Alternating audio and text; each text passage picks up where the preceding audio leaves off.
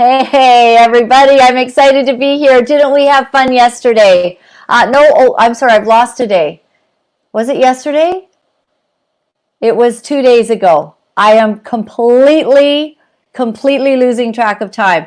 So I did something fun. I came out here to be in Ottawa. I met all the coolest people, some people I really admire.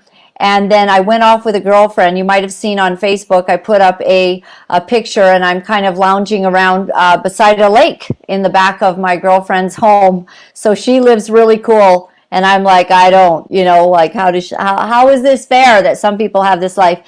So guess who I have on today? I have Kevin J Johnston, and I just want to welcome him to the show. And you know what? We had such an amazing time together, Kevin, and your speech, that crowd absolutely loved you. Now, some people might not even know who you are, Kevin, so how would you describe yourself? I'll describe myself first off as Kevin J. Johnston, the most censored man in Canadian history. You are. Eventually become that. Now, for your fans, now that I've met you in person, I need all of your fans to know that you are far more beautiful in person than this screen could ever show. You're remarkable. But I've been watching you for quite some time, and I adore what you do. What you do is absolutely necessary. I wish we had more women like yourself doing this. I mean, I think we only had Faith Goldie for a bit, and you know what happened to her. Yes. The provincial and the municipal level governments in Ontario just destroyed her. They attacked. So what do? I opened up a website called freedomreport.ca at Christmas time of 2016. And I did that because as a white, middle-aged, semi-short, Christian, Canadian-born male, cisgendered male, it was impossible to find meaningful full-time work. I was frustrated beyond reproach. I went, I think, about 11 years putting out more than 6,600 resumes. And I started losing my mind. Why am I not working? Why are my friends not working? Why can we not make a living in the country that promised us if you go to college, you get a job? So I began looking into it. And I realized the level of corruption that we had in Peel Region, where I am. Peel Region involves the cities of Mississauga, Brampton, and Caledon. The corruption in Toronto, the corruption in our government, and the corruption within the two invading forces that are currently vying for control of this country and pretty much almost have it. One is Communist China in the West, and the other one is an ideology that by court order, I'm not even allowed to mention. So if you want to mention it, I can't stop you. I'm just not allowed to mention it. Right. During the time in 2017, right through until it was January to May of 2017, my YouTube channel exploded. I went from 2 subscribers to somewhere in the range of 2.5 million.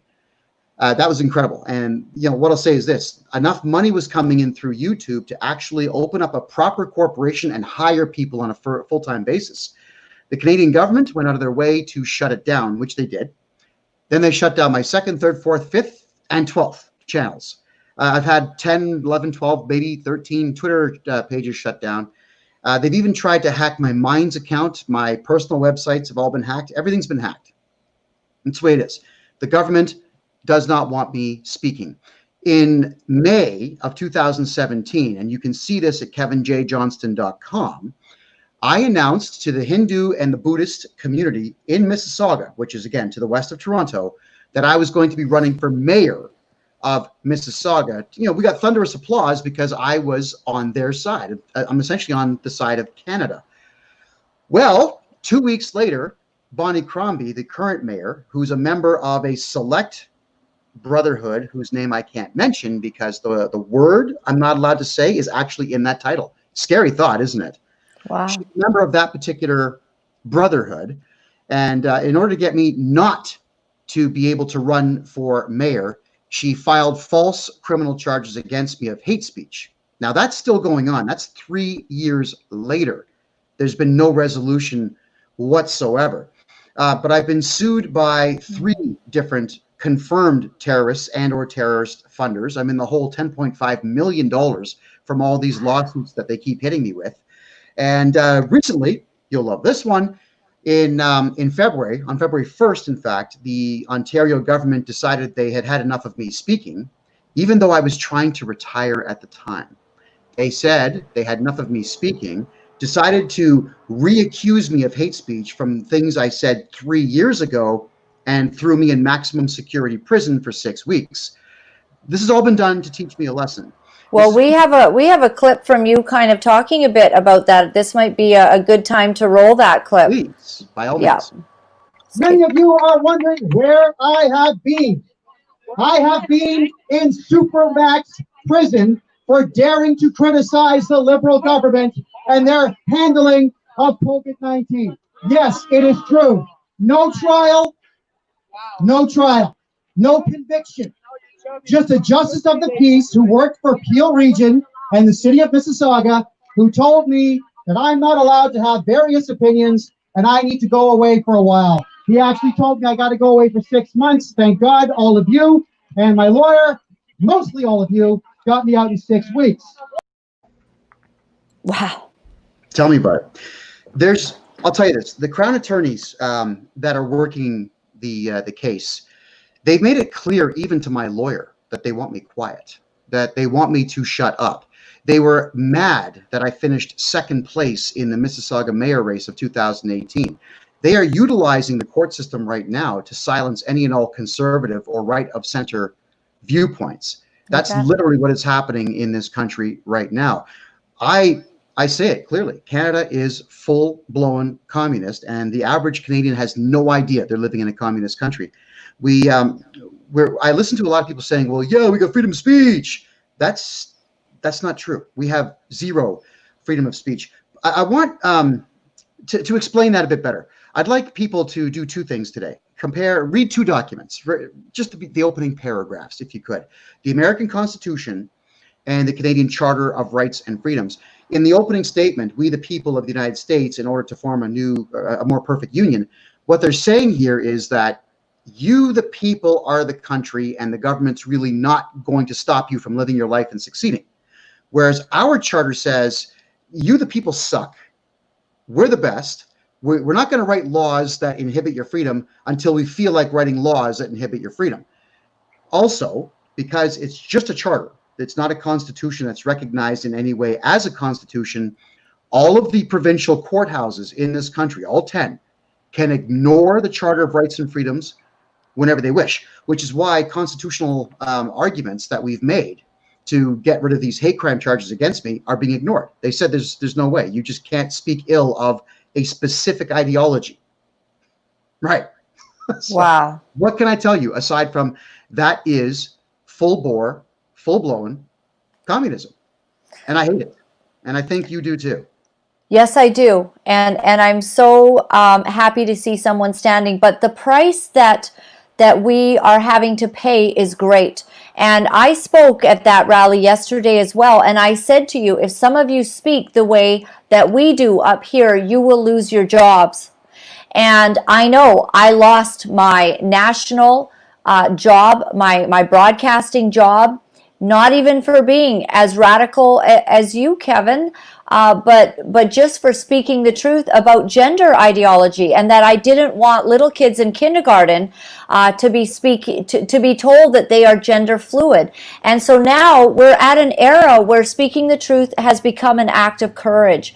And so those of us who pay that price, but I'm liberated. So I'm very sad to hear about all of these lawsuits against you. I don't know how that can be resolved, but it sounds to me like you can't get water out of a rock. I mean, sooner or later, we don't have that much money. We're just not going to shut up.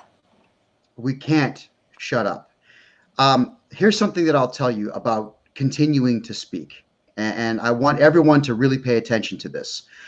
When I was listening to the Crown attorney, I'm standing in the box in the courthouse. I'm handcuffed. It's a very solid type of shackle where you can't even scratch your face. I'm standing there listening to a Crown attorney. She's about 27 years of age, and she whined all the way through her presentation, stating that men like me will make it difficult for people like her to do her job.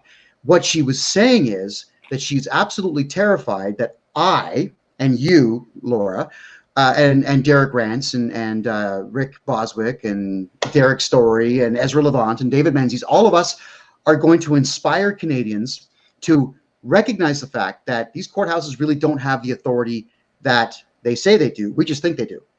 She did not want me inspiring other people to continue doing what I'm doing, to inspire more people to continue doing what I am doing. I mean, I've given lectures on how to beat taxes and how to beat traffic tickets and how to win in small claims court and how to not pay income tax. I've given lectures on this stuff. The government knows this. They hate it, so they do everything they can to shut me up. Now, the fear, what I want to point out, though, it was the fear in this woman's voice. They are afraid of us, just so you do know. None of them know how to fight. I mean, we're at a point now in our history where our politicians don't know how to debate and they don't know how to fight. Our police officers don't know how to think anymore. They arrest everybody and throw them into the system because they're told to do so, which essentially is human trafficking. But they don't know how to fight either. They also no longer have what they used to have in the 70s and 80s, where I think it was 83%. If you're target shooting with your gun, you had to have an 83% score or higher to be able to keep your gun. They don't have that anymore. Many of them are not even trained on how to pull it out of the holster. So we have politicians that are weak and wimpy, police officers that are weak and wimpy. No one's thinking. Everyone's blaming the system, and everyone's just forcing people like you and me into the system to try to silence us. They've put me into court now 142 times in 3 years. Knowing that they really can't get full convictions, they're hoping that the process will be the punishment. And believe me, it sucks to have to go to court that often. I'm tired of seeing courthouses. Well, you also described jail, and that sounded like it sucked too. It was horrible. For those who are considering doing prison time in Ontario, let me suggest that you don't. Laura, I went in there. Right now I weigh 206, so my health is back to where it should be. But I went in there at about 215, and I left at almost 180. I mean, I dropped weight like you could not believe. The calorie count that we had was about 1,100. But on days where they were serving garbage like sausage and pressed jamboni or whatever they call that stuff, I can't eat the stuff. I'll get gout attacks. I'll get flare-ups. I'll be in the infirmary for the entire time, to which there is no infirmary. So on some days, I think the calorie count from you is about 800. At weighing 206, I should be at about 200 grams of protein a day. We were getting between 2 and 4. And I should be at 2,500 calories a day, and I wasn't. And that's just the beginning. I also believe I told the crowd and you about the fact that they deliberately held toilet paper back for 10 days. I had to rip my bed sheets to stay clean. That's how bad it is in Ontario prisons. 18 hours. Well, that seems really sick. Like, were you getting the same treatment as everyone else, or were there some haters and lefties in there who decided to make you particularly miserable? There were some lefties. They're called ranges. When you go into prisons, there's typically an area where they have a set number of cells. The ranges where I was, there were 16 cells, 2 per cell, so 32 guys in a room that's no more than 100 by, say, 75. And a triangular shape, so the front of it's only like about 25 across. It's a very small amount of space. In the first range that they had put me in, I don't know if it was lefties, but it was kids. I was the oldest guy there probably by about 15 years. So a lot of younger kids, they started talking about politics and whatnot. And I'm thinking, you know, I'm not getting into this. I am not offering any opinions in jail here. But one guy made a phone call to a friend of his to figure out who I was. And this friend looked me up and said, oh, yeah, that's the guy that ran for mayor. He's a big Trump fan. And they all of a sudden started attacking me verbally. Like, oh, Trump's a racist. Trump's a this. He hates blacks. Like, where are you guys getting this crap from? So I had to leave that range and move to a different one where most of the crowd was a bit older. And they all thought it was very amusing that the second place mayor guy is in jail. So the rumor, once the rumor got out that the mayor of Mississauga was in jail because they got it wrong, I was mostly left alone. And there were a couple of good guys in there. But I'll say this. There was absolutely no reason whatsoever for me and about half of the guys who were there to be in those spaces, those confined rooms with the other half. My first cellmate was actually in there for murdering 3 members of the Hells Angels. He was a Satan's Choice assassin. So I'm pretty sure the Crown Attorney that put me there did that on purpose. I'm sure it was done deliberately. Yeah.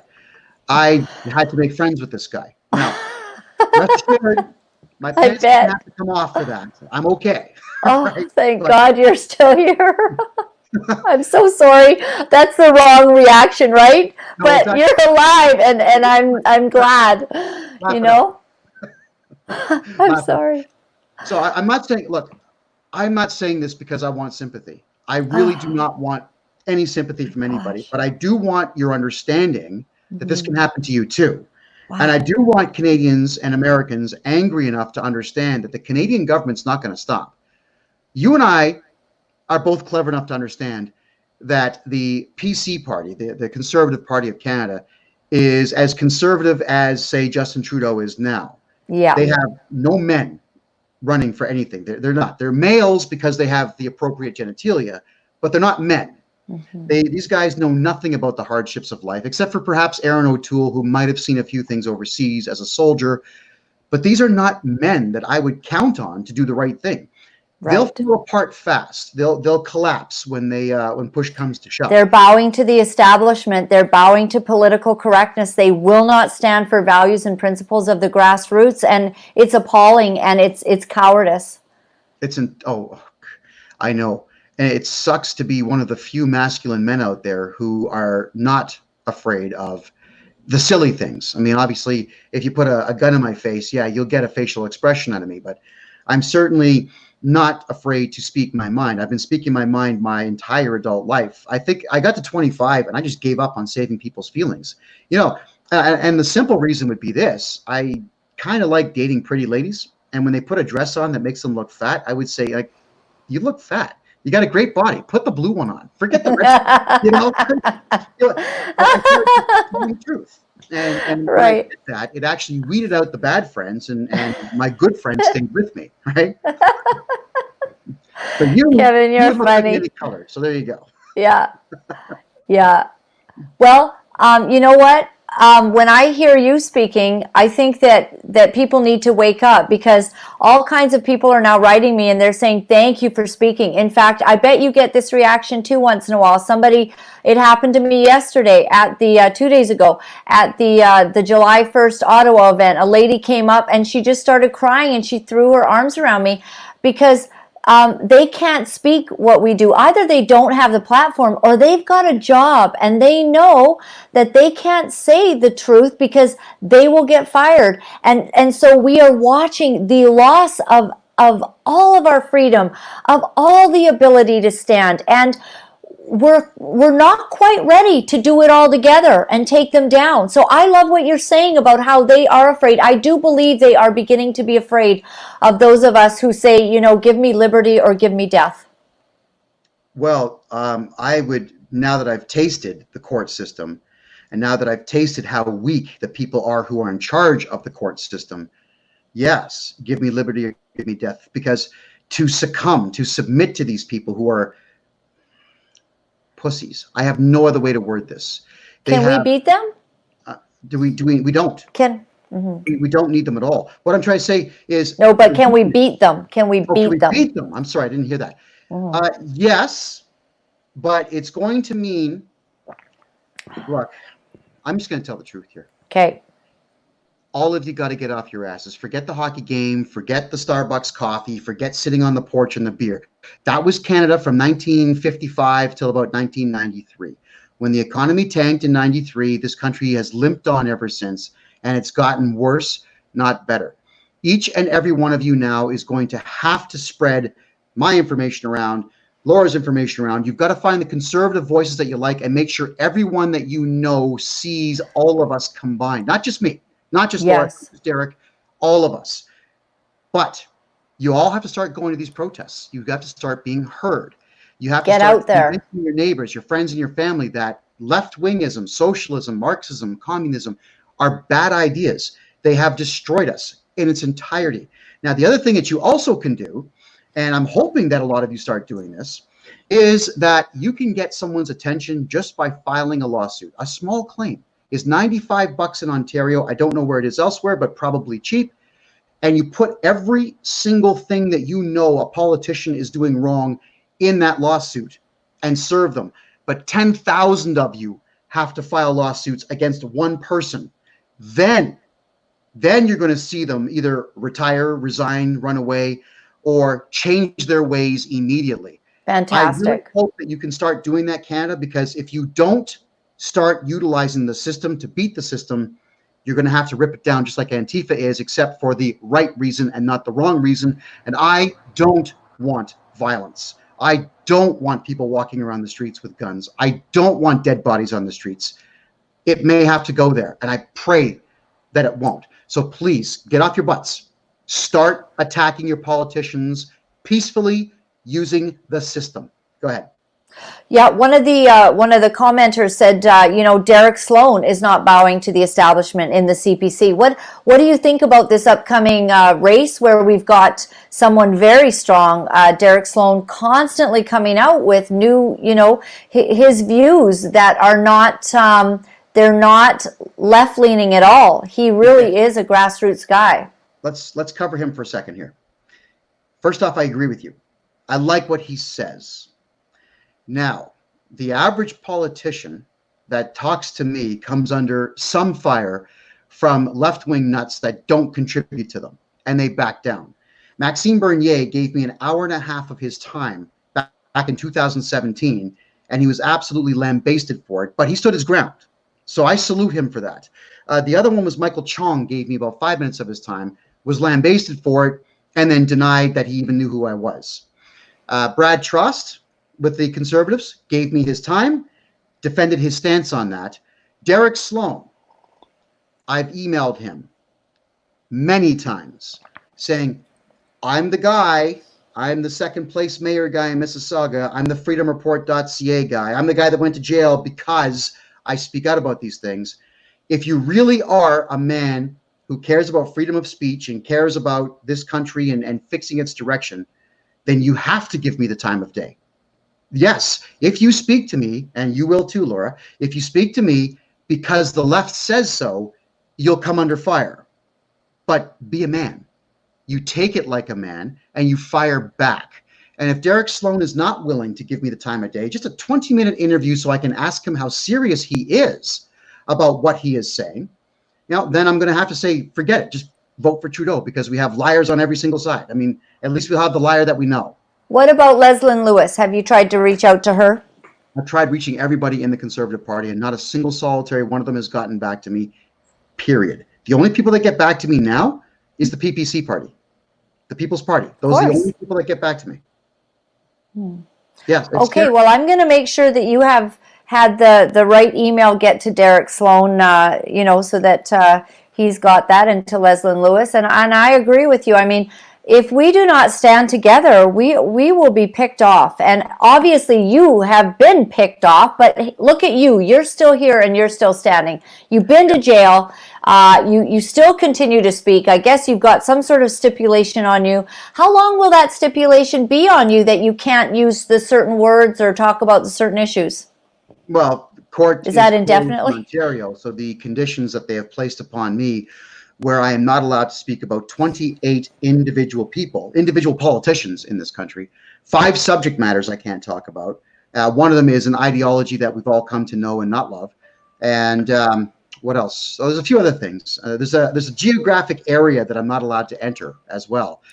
So if we factor all that in, it's quite a few things I have to abide by.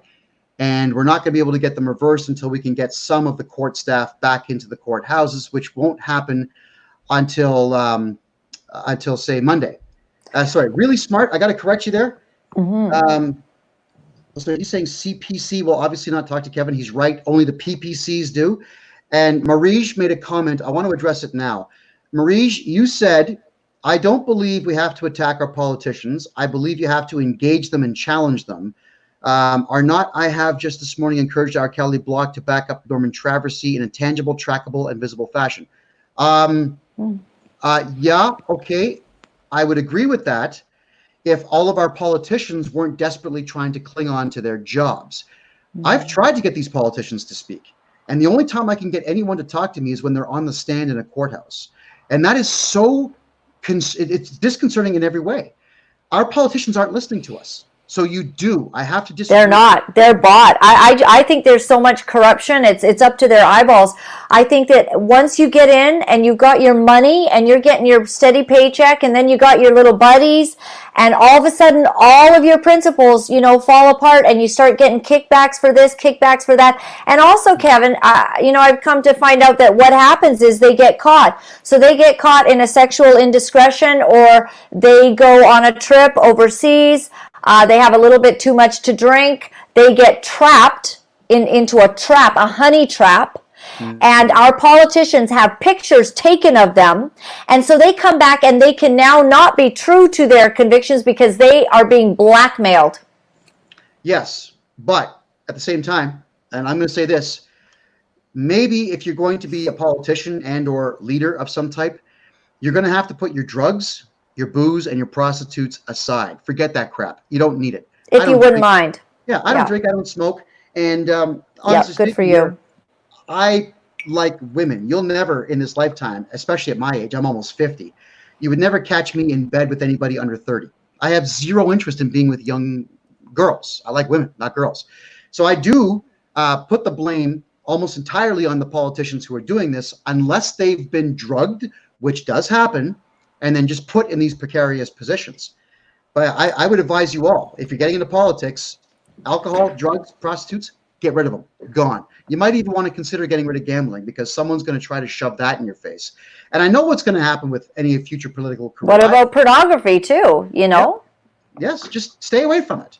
Yeah, everybody knows what you're doing now. Somebody can go into your computer. They can access what you see. They, you were looking at this, and they'll get you any way they can. You've got to live relatively a blameless life.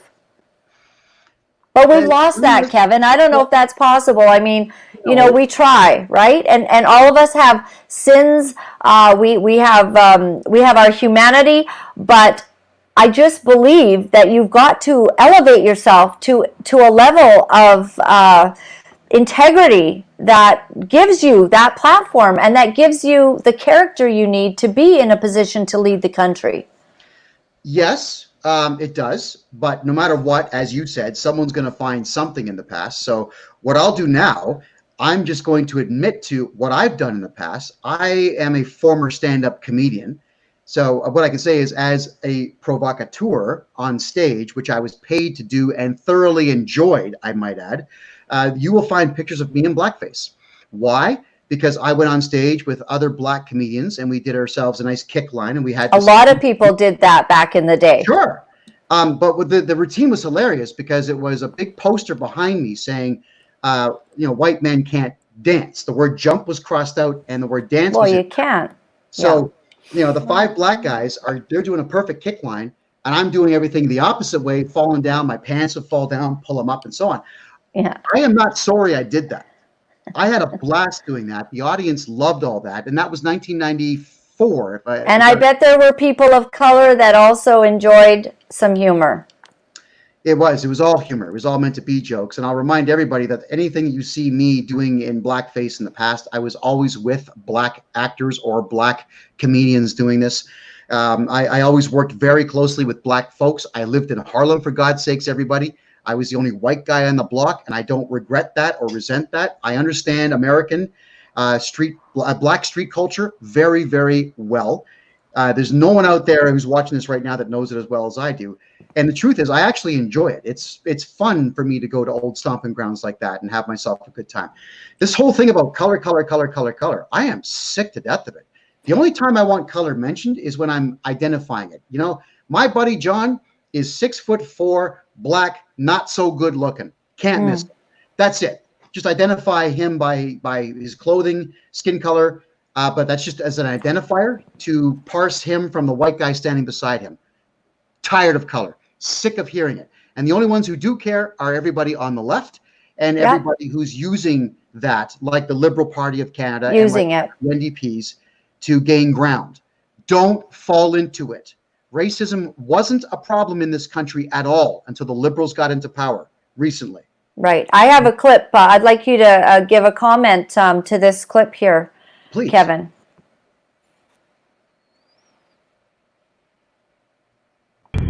founded by known communists and fueled with millions of dollars from George Soros, Black Lives Matter organized riots in Ferguson, Baltimore, and Chicago, and began recruiting an army of haters, hiding beneath the guise of social justice. The entire foundation of Black Lives Matter is an obvious lie, and yet the lie sells.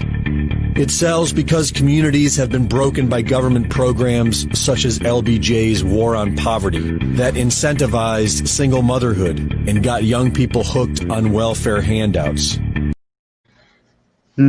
Okay, go ahead. What's your question?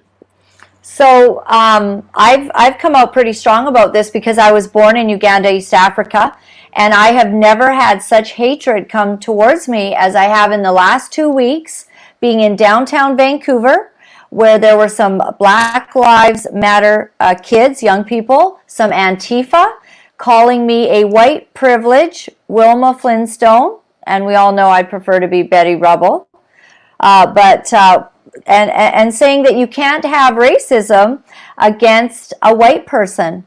And I have had racist things said to me in Africa against myself being a white person, and as well in the high Arctic when I lived there. And I don't care about any of that stuff. Those people, my best friends were the Inuit kids, and my best friends were the Africans. And yes, there were some people that hurled racial insults at me. Now we have an entire nation that is buying into Black Lives Matter, which is being run by Marxists that are training our young people, an entire generation, to hate. And I see this having implications into their later years. First and foremost, here's my honest opinion, because I only do honest. Black Lives Matter is a terrorist organization. Plain and simple, I'm sick to death of it. They use terror tactics, they use threats, they use violence, they use threats on the internet, they get people fired, like yourself. They go out of their way, exactly like Antifa does, to destroy what we have built here in North America. That's all this is. Black Lives Matter is all about destruction. It's a lie. Toronto Black Lives Matter, we had Yusra and Waleed Kogali. Yusra is female. She came out and said, oh, please, please, please, on her Twitter account, Allah, give me the strength not to cuss, kill these white men, and so on. And then her brother went out and said that he wanted white police officers dead. Now, there's a great video. You got to type in his name, my name, Kevin J Johnston meets Waleed Kogali of Black Lives Matter. He's the second in command. Is Kogali with a K? KH, I believe it is. KH, okay. KH, Kogali, yes. Look it up. I dressed it up like a cartoon. So the introduction to the video is like a Bugs Bunny cartoon. I meet this guy by accident. I didn't know he was there. This is at Nathan Phillips Square, which is the public square in front of the Toronto City Hall. I said, hey, Waleed Kogali, Kevin J Johnston, great to meet you, because this guy had been insulting me on Twitter for about 6 months. I don't punch people. I don't hit people. I introduce myself. I want the debate. And all of a sudden, he goes from a proper English, Canadian-born English accent to a fake Jamaican accent, saying, get away from me, get away from me. This is criminal harassment, get away from me. And he runs to a white police officer to get the white police officer to get me to stop speaking to him. It's all on my channel. And David Menzies from the Rebel.media covered that story not once, but twice, because he thought it was so funny. And then shortly thereafter, David Menzies and myself had a radio show for like 6 months beyond that. It was great. But I'm going to say this. Black Lives Matter, the way that it is right now, is a terrorist organization that is well-funded to destroy what we have built. And Antifa is exactly the same thing. The two of them aren't even getting along anymore. The left is consuming the left. The Communist League no longer likes Antifa. Antifa no longer likes Black Lives Matter. Wow. Black Lives Matter doesn't like either one of those two. So Let me play this clip for you. Fighting us. But the LGBT agenda is not the only agenda item of Black Lives Matter. It's also, at its heart, Marxist. This is a movement about economic justice. This is a movement about racial and gender justice. This is a movement to reimagine what our lives can and should look like. From the BLM website, Our network centers on those who've been marginalized within Black liberation movements. These Black liberation movements are founded in Black liberation theology, which itself finds its roots in neo-Marxist liberation theology, a corruption of the gospel that turns Christian teaching into a social gospel based on class warfare and economic justice. So these gals are LGBTQ. You know, when I went to a Black Lives Matters a big event after hearing about George Floyd having passed away, and I heard there was some kind of tribute happening, and because I was so deeply affected, I don't know why it hit me so hard. I saw that video, it just made me cry. And then I go down to this Black Lives Matter huge event, downtown Vancouver. Like, Kevin, how did they get 3,000 people out? This is the problem I'm having is, you know, we call some sort of like, hey, let's protest because we're losing all our freedoms, and oh my God, you know, the sky is falling, and it really, really is. And, you know, if you're lucky, you get 75 people out who are, you know, real standers for something, right? And I go to this thing, and I heard them calling for peaceful protest. I heard them saying we don't want violence. I heard all of that. Then I hear this young African Canadian kid basically saying, and we support trans lives and LGBTQ. And I went, what? And then I started, you know, investigating what this is all about, and this whole thing, and they want to tear down the heteronormative. They want to disrupt the family heteronormative, system. Like, why are you teaching kids that? Because it's easy. It's easy to, instead of teaching them math and science and art history and literature and grammar, it is so much easier just to indoctrinate them spewing garbage.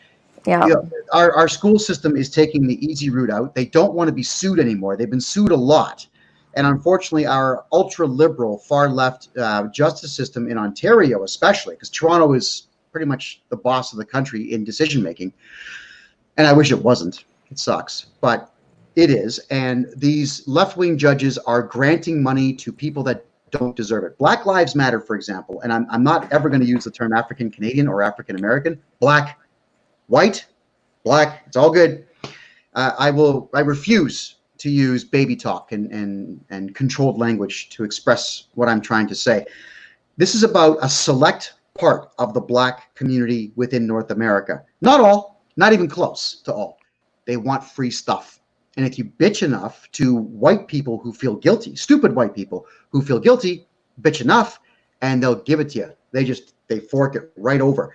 To watch the average white individual get down on one knee and bow to a group of loud, obnoxious jerks, right, just because they're black and they hold a sign up like this is disgusting. I'll tell you this, the bow in North American culture, the bow is something that you reserve for someone who has done something great for humanity, for mankind. Let me tell you who I would bow to if given the opportunity. Canadians. Terry Fox. All right? That kid, he was a child. He was a boy, a baby boy. He gets cancer, and that's so unfortunate. He loses a leg, but decides to run the whole country. This is a big country. It's 5.5 time zones. He decides to run the whole country to raise money for cancer. I'd bow to him. Dr. Frederick Banting, the man who cooked up insulin. How many hundreds of millions of lives has that man saved because of his discovery and because he had the patience to march it through the scientific community the way that he had to, you know, which took extra years to get done, but he did it. He kissed the right asses. He got the right formula done. He did it at the right time in our history to save as many lives as needed to be saved at the time. And now he's saving more. The man's been dead for years, but I would bow to him. You don't just bow to someone because they scream at you. That's the last thing on this planet you should do. So white folks out there, stop doing that. Black Lives Matter is the wrong message. Human beings, let me get philosophical here. We're alone, all right? The distances between us and the next star are far too great. We're never meeting aliens. I don't care what Star Trek says. I don't care what anyone says about they're already here. They're in Area 51. Knock that nonsense off. Our species, we are here alone. We better get along because otherwise we're not going to be here. We will kill each other. Don't bow to the loud. Bow to those who have earned your respect and the respect of humanity. My say. Now, as for the LGBTQ, God, where do I start with that? Being gay is not something that the average person cares about. Heterosexual males, average family guys, don't care that there's gay men out there. And single heterosexual men like the fact that there are gay men out there because there's more women available. That's the theory anyway, okay? No one cares that you're gay. Because when folks are gay who are like me, they keep everything they do in the bedroom quiet. Not a single one of you knows what I do in the bedroom, and you're never going to know. That's my life. That's my privacy. I keep it private. Why can't the LGBTQ community keep it quiet? Right. To talk about transgenderism, there's no such thing. You're either someone who's looking for attention, fine, or you're someone who's exemplifying and displaying your sexual fetish, not fine. Do that one alone. All right, do that one behind closed doors. Or you legitimately have gender dysphoria syndrome.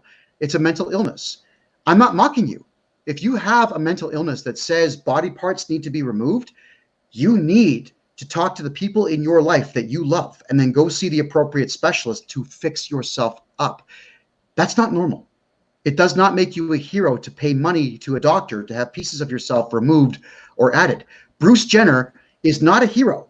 Bruce Jenner is just someone who took it too far. He had the money to become she, but he is a he. The Ben Shapiro's argument about the fact that the Y chromosome is there means he is a he. Surgery does not change you into a woman. I'm sorry, it does not. So I feel terrible for all you kids out there who are getting this confusing message saying that if you feel like you are a girl and you're actually a boy, and by the way, you're 12, go get surgery done. Get breast implants and get your penis and testicles removed and turned inside out. No, don't do that. Never tell a child that. That's pedophilia. That's sick. And if the child dies, I don't care what you say. It is, you are part of manslaughter. Absolutely. And look what's happening. I'm angry about this. Yes, it is really angering. And to speak this kind of truth that you're saying, and I've been saying now for a long time, you end up having, social terrorism come your way.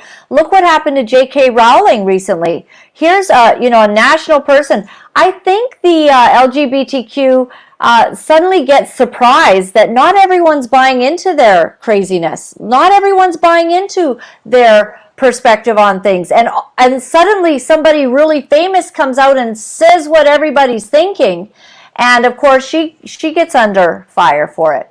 Yeah, I've come under fire for it myself. This is one of the things that the Toronto and the Peel Regional Police have indicated to me, that I should really watch what I say about the LGBTQ community. And then I asked a simple question: Constable, why?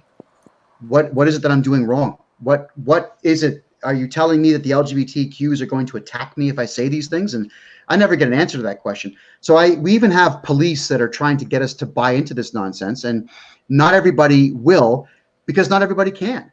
Most of us are pre-programmed. We've been on this planet for 250,000 years. How do you just turn off everything that we've had evolve over the last 250,000 years? Can't happen, period. And it won't happen just because some people, fat people typically, with 50 piercings in their face and blue hair there and green hair here, just because you say it's true does not mean it is true. In fact, just because you say it loud also does not mean it's true. And the louder that you say it and the more often you say it, the more likely it's BS. It is a lie.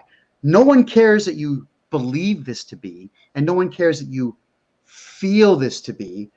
Science is science, man, and it can't be beat. And if you don't think that I'm right with science, if you don't think gravity exists, jump off the nearest building and let's see if your belief in it not being there helps you in any way. I'm telling kids, children, please, please, please do not listen to your teachers. Don't listen to these crazy Hollywood nuts.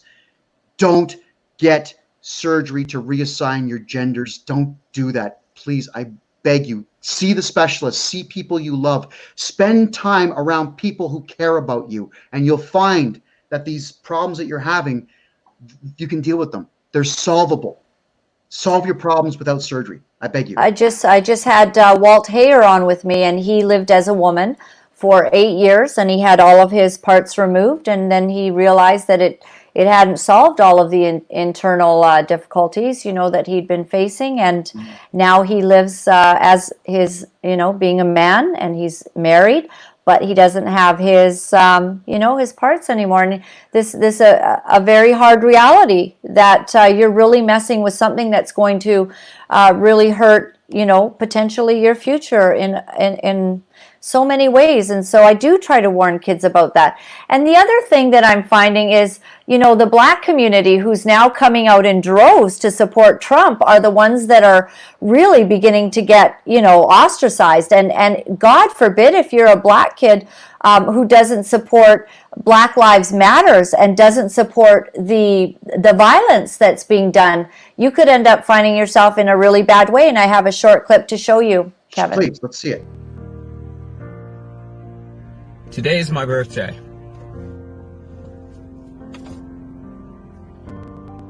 And today is the day where I came out and I told my family, I kind of like Trump. Like, I might be Republican. I might disagree with people who loot and riot stores and kill Black people in the name of Black Lives Matter, and well, my family didn't like that too much.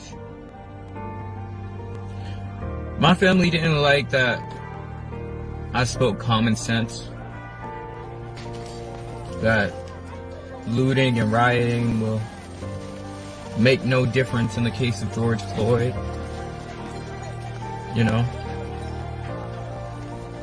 And so I've come to the conclusion that my family loves politics more than they love me. Wow. Yeah. And that that chokes me up. That last statement that he made, that's harsh. And he's not wrong. There are many families out there that would rather put their belief in the Democratic Party, the crazy liberal, ultra-left communist Democratic Party. That's more important to them than their own child. And I can't imagine shunning one of my children for political belief. I mean, if my kids decide to become liberal, I'm simply going to debate them on it. I'm not going to hit them or kick them out of my house or stop inviting them over for turkey dinner or whatever. If you do this to your kids, you're scum, you're dirt, you're filth. You deserve your teeth knocked out of your mouth. And there's no other way I can word that. I know it sounds stupid to say something like that, but I have no other thing I can say. Yeah. Don't treat your kids like that. Not everyone's going to fall for Democratic nonsense, and it is nonsense. Every Democratic city in the U.S., they're the ones that are right now under fire. They're the ones that have no-go zones. They're the ones that have violence and black-on-black violence and white-on-black violence and black-on-white violence and the whole bit. It's not the Republican cities. They all took to the owners of properties there took to the streets with their firearms, and the police backed them up. But it's the Democratic cities where the police were told to stand down. God, I love that kid. He's great. I know. That's what I felt. I love that kid. And great. You're right. It's, Governor Cuomo. I mean, I just think he's the biggest idiot of all time. I mean, he puts sick people into seniors' homes. He costs thousands of lives doing stuff like that. He won't shut it down. And then you hear people like, oh, well, these, all of this chaos and violence is happening. Well, they're upset. You got to let them get it out. And then, CHOP is going to be the summer of love. And I guess the summer of love hasn't turned out to be, the quaint little town that they were hoping it would be. I don't see any love there. Not a drop. I don't see a handshake or a high five or a hug anywhere. I just see anger. And we've trained an entire generation to be angry. They're angry at something that just a very few select bad people have told them they should be angry about. Look, kids, if you're under 18 and you're watching this, never take on anyone else's cause, okay? You're too young for that nonsense. You should be playing video games, riding bikes. If you're under 15, hide and go seek, ball tag, dodgeball. These are things you should be doing. Forget politics. You don't need to know about politics or be involved in it when you're 17, 15, 16, so on. You've got a childhood to have. I had a remarkable childhood. Even though I had a violent father and I lived on a very violent street in a very violent neighborhood, it didn't change the fact that we learned fast with all that violence, how to dodge it, how to get away from it, how to deal with it, how to take a punch like a man, but also how to find a way to have a good time in that type of a neighborhood. I did. Politics, couldn't have cared less till I was about maybe 25 or 26. I was too busy dating. I really like going out with chicks. I like making out in the backseat of my car with a good-looking lady and then going to play hockey with my buddies and then going to a nightclub the next night. Have fun. Forget the politics because they're not your politics. They're someone else's, probably not even your parents' politics, probably your teacher's politics or your professor's politics. And I'll clear this up too. If someone's under 30, they're not a professor. You don't know jack when you're under 30. And take it from a guy who's almost 50. I thought I was the smartest kid in the world when I was 18. Right. Then I hit 25 and realized how stupid I was at 18. Then I hit 30 and realized how stupid I was at 25. Yeah. I hit 45 and realized how stupid I was at 40. You don't know jack at that age. They're not professors, period. That's a term that should be given to someone who's maybe even over 60 because they've had enough life experience. They've had enough pain, suffering, failure, and the occasional success so they can guide you in what not to do. And I'm telling you this, what not to do is breaking windows and throwing firebombs at cops and getting involved with gangs like Antifa and Black Lives Matter. And if you want to know what Antifa in Hamilton does, this is Hamilton, Ontario. Look it up on Google. You'll see it's 50-minute drive west of downtown Toronto. Hamilton is a blue-collar town. They've got a pro football team, whoopie-doo. To become a member of Antifa Hamilton, you have to go into their little clubhouse. It's an old store that they get for cheap. And you have to literally have sex with stuffed animals in there in front of the other gang. Why? Like that right there should be the ultimate red flag. No, you don't do that. That's not normal. That's not right. Stop. Get away from that crap. Go have some fun while you still can. Right? Absolutely. Ridiculous what I'm saying, but these things are true. No. I'm an investigative journalist. I'm just begging kids out there. Your teachers these days aren't teaching you anything of value. You know what? Go to YouTube and get your education. Yeah. Never mind them. I just want to put your link up here where people can donate to you, Kevin. You know, all of us only survive now because of the goodness of people who go, okay, we get it. You are the alternate to mainstream media. You pay a high price. You might end up in prison. You get socially ostracized. You're not hireable at normal jobs. What you're really good at, you can't do because people will target you and all of that. And so people like yourself and people like myself, we end up saying, listen, if you believe in what we're doing, would you help out? Would you help out? Because it's the only way for us to go. And it doesn't hurt anybody to do, $20 a month for 2020. And to help out, to give a one-time donation or to become, somebody who supports regularly. But I thank you for what you do, Kevin. You call yourself a Christian. I'm just wondering, what do you think about the Christian community these days? Okay. I have to clear that up. I'm Catholic. I was raised in not a strict Catholic. Isn't that sort of a Christian? Yes, it is. And people will argue that I don't know why I have that up there. Look, my Christian heritage is what I value the most. Christmas, Easter, Lent, Ash Wednesday. These are ceremonies that I participate in because it is part of the culture that I grew up in. And it's also part of the culture that built Canada and the Western world, including Australia, New Zealand, United States, built the Western world into what it is. So I value it very highly. I don't walk around preaching the word of the Lord, and I don't get on my knees and pray every chance I get. But I do pray in church. Why wouldn't I? That's part of the ceremony. But what I will say is that the culture that Christianity has brought to the West is one that has brought the success to me and to you and to everyone else that you know. And the freedom. And the freedom. That is correct, because Christianity has caught on to the stupid mistakes that it's made over the last 2 centuries, sorry, 2 Yeah. millennia, my mistake. And it's corrected itself. Unlike the other ideology that I'm not allowed to speak about, it's exactly the same as it was I can't even tell you how many years ago, because people will know what I'm talking about. Well, I love Salim Mansour. Salim Mansour was speaking with us, and he speaks against political Islam. And there was a fellow, right in the front row that was saying, why are you talking about, this subject as if it's, and clearly, Salim Mansour is a Muslim man, right? But he is speaking very boldly about political Islam and the danger, that can be brought to our nation because of an ideology that does not value freedom, does not value the equality of men and women, does not value certain things that Canada does value. And so those are important things. Well, the ideology that I can't mention desperately needs a complete overhaul, much like the Christian churches have done.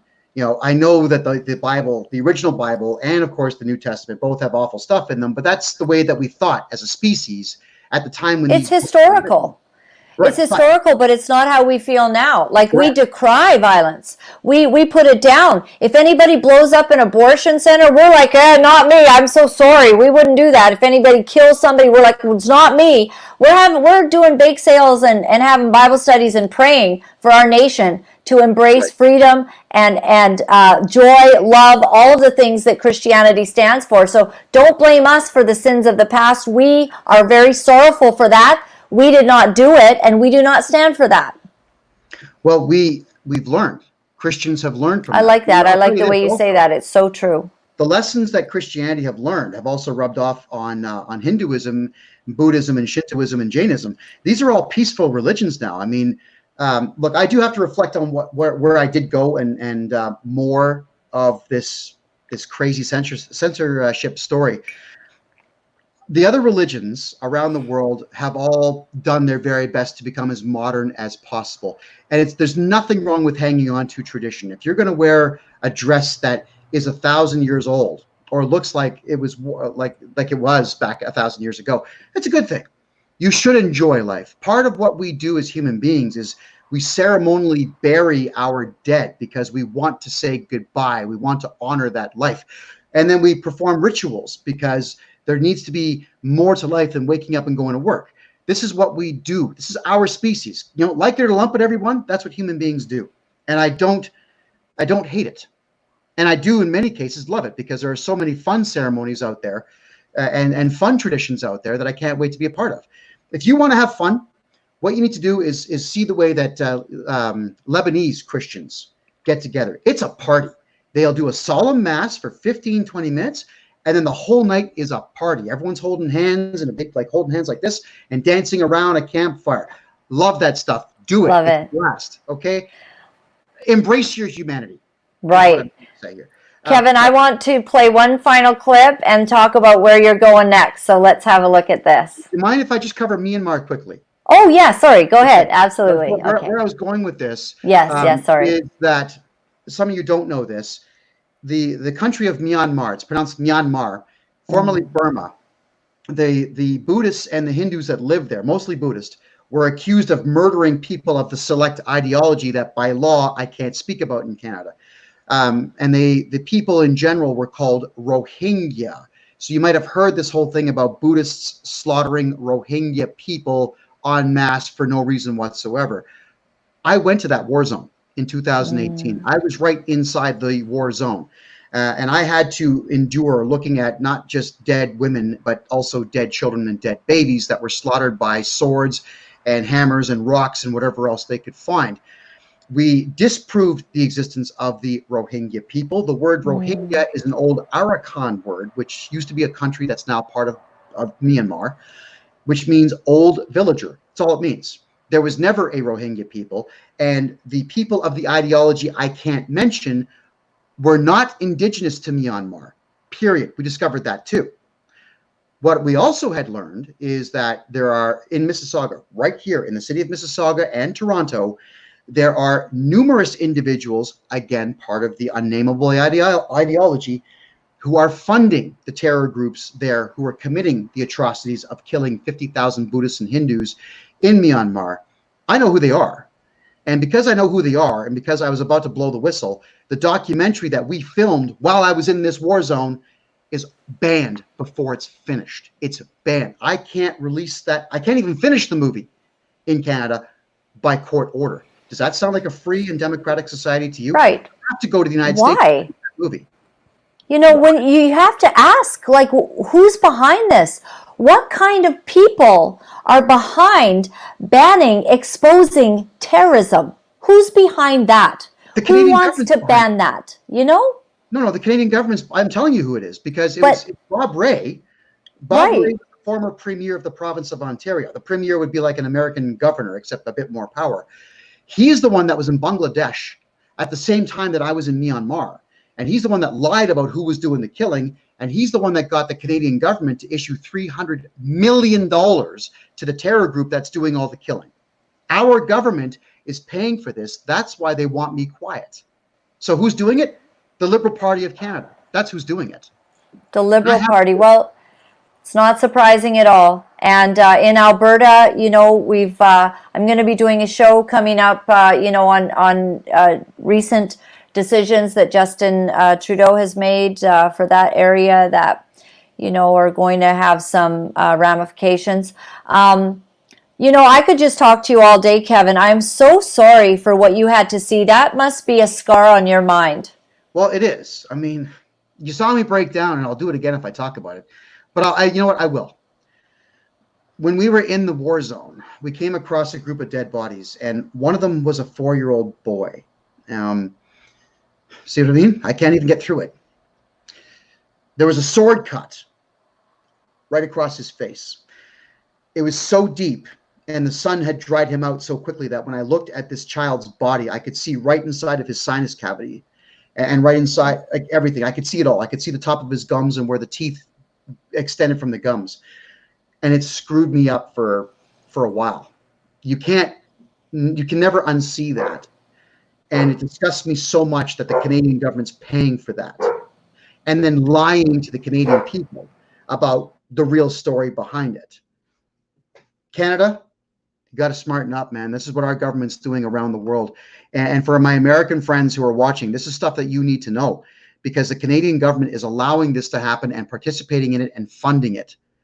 And then they silence guys like me who really, I mean, at the end of the day, who am I? I'm just one guy that chose to go to a war zone to film this stuff. Who am I? They've attacked me every way they possibly can. They have literally, like you said, made me unhirable and destroyed me fiscally, period. But I'm still here. They imprisoned me. I'm still here. I'm going to keep telling these stories. And I thank you for that, Kevin. I thank you for your courage. And, you know, sometimes we get a bad name for all these things that we were courageous enough to speak on. But I thank you for doing that. And I wish you very, very well in all of your future endeavors. That is a devastating story that you've told. I'm staying at my friend's, and she's got her dog barking here. But I want to play this clip to show that you are unstoppable. Kevin, you are unstoppable.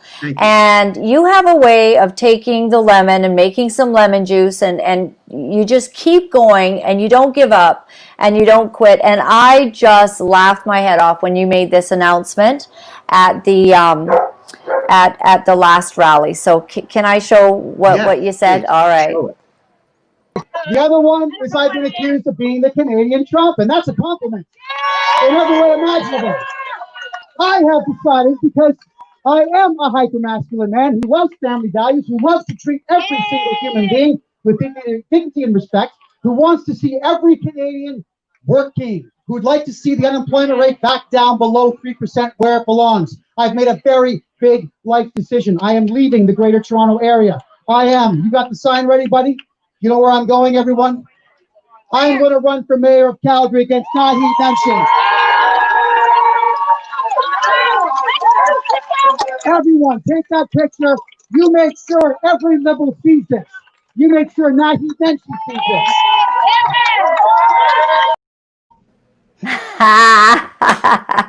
Thank you for showing that. That's great. There we go.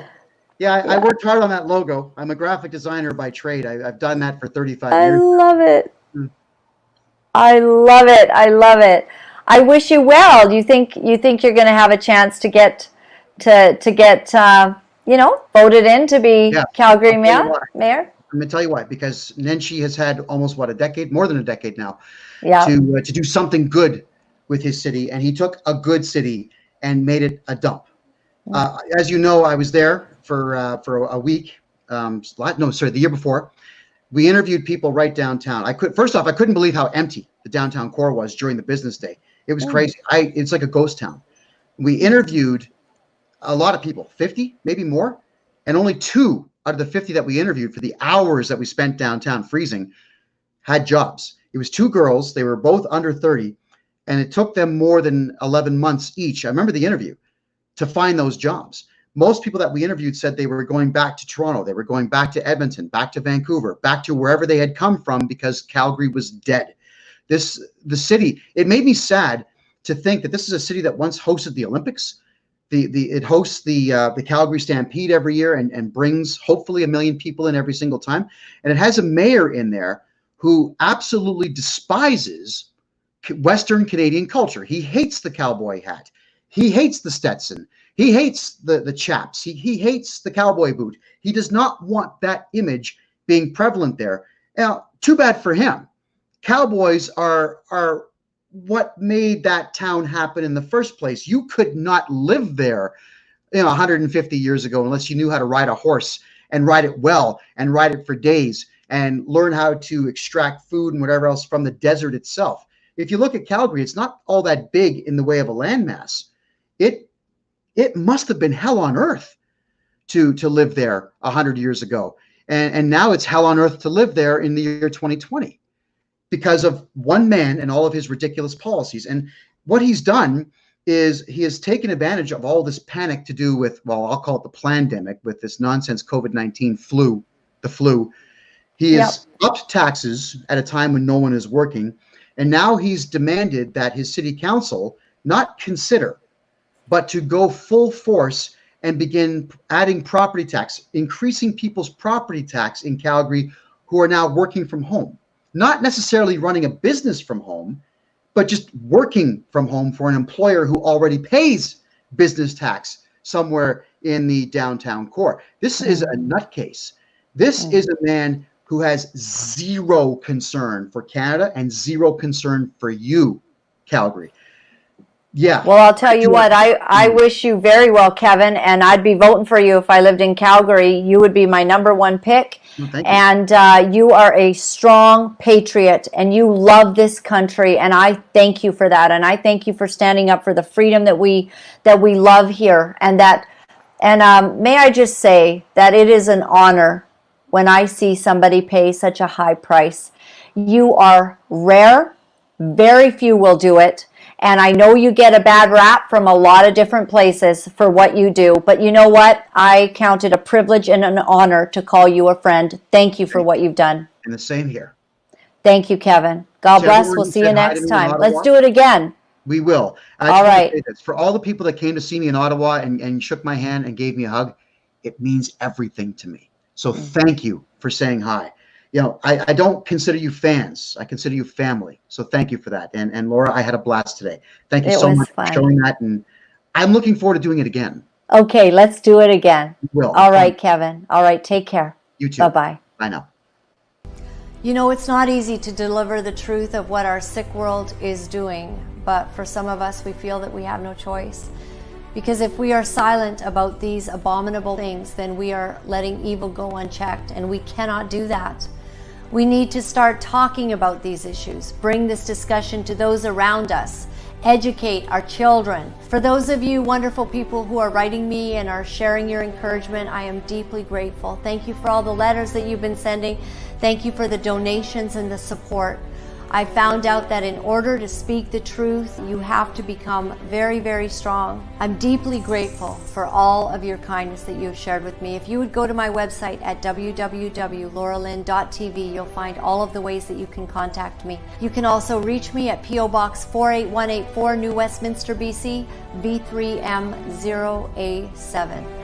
Thank you for joining with me today. Thank you for fighting with me. Thank you for standing with me. Sometimes it feels like our world is a very dark place, but I have hope.